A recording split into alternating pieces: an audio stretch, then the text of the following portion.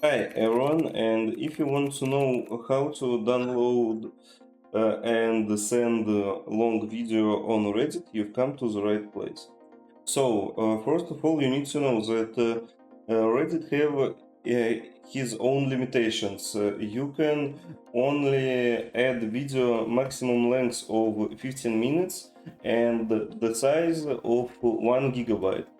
So if you want to add a video, for example, 2 gigabytes size, you need to trim your video to the lowest quality and make sure that it's below 1 gigabyte limitation.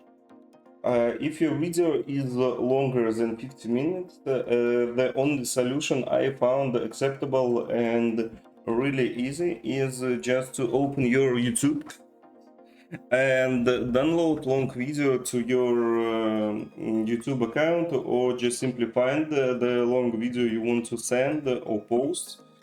Once you open this video, copy link and just simply in the private chats you can send link and not send big video.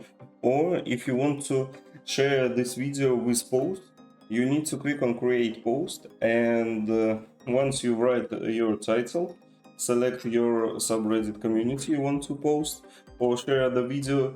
You don't need to download and